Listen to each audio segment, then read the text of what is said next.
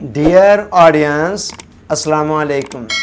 Ralph Waldo Emerson का एक call है, adopt the pace of nature, her secret is patience. वो कहता है कि फ़ितरत की रफ्तार को अपनाएं और फ़ितरत का सबसे बड़ा राज सब्र है।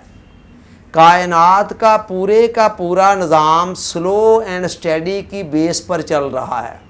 वाक़यात एक ख़ास रफ्तार के साथ, एक तवाज़न के साथ आगे बढ़ रहे हैं।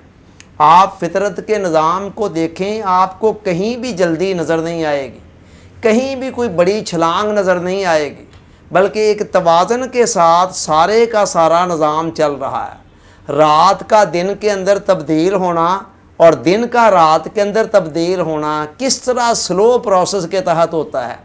इसी तरह एक बीज जब हम ज़मीन के अंदर बोते हैं तो वो एक दिन के अंदर ही कोई बड़ा दरख्त नहीं बन जाता, बल्कि देखें एक ख़ास तवाज़न के साथ, एक आहिस्ता रफ्तार के साथ चलते चलते वो एक तनावर दरख्त बनता है। इसी तरह जब एक बच्चा पैदा होता है तो वो भी एक दिन के अंदर बड़ा नहीं हो जाता, बल्कि एक ख़ास प्रोसेस के तहत एक धीमी रफ्तार के साथ आहिस्ता आहिस्ता गैर महसूस तरीके से चलता चलता एक जवान आदमी बनता है। ये फ़ितरत का सारा निज़ाम है। दूसरी तरफ इंसान के अंदर जो फितरी कमज़ोरियाँ हैं उनमें से एक उजलत पसंदी है, जल्दबाजी। कुरान कहता है वकानल इंसानु अजूला, इंसान के अंदर जल्दबाजी पाई जाती है। वो हर मामले के अंदर फ़ौरन रिज़ल्ट चाहता है, फ़ौरन रिएक्ट करता है। ये जो जल्दबाजी का सिस्टम है ये फ़ितरत के निज़ाम के साथ मेल नहीं खाता। नतीजा ये निकलता है कि इंसानी ज़िंदगी के अंदर बहुत सारी परेशानियाँ, उलझनें, टेंशनें, कुल्फ़तें इस जल्दबाजी की वजह से पैदा होती हैं।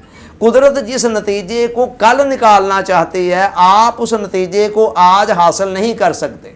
लिहाजा फ़ितरत के निज़ाम के अंदर हमें जगह जगह पर एक सुकून, एक ठहराव दिखाई देता है। इंसान भी अगर अपनी ज़िंदगी के अंदर सुकून को लाना चाहता है तो उसे फ़ितरत की रफ्तार को अडॉप्ट करना पड़ेगा। फ़ितरत के निज़ाम के साथ अपने आप को हम आहंग करना पड़ेगा।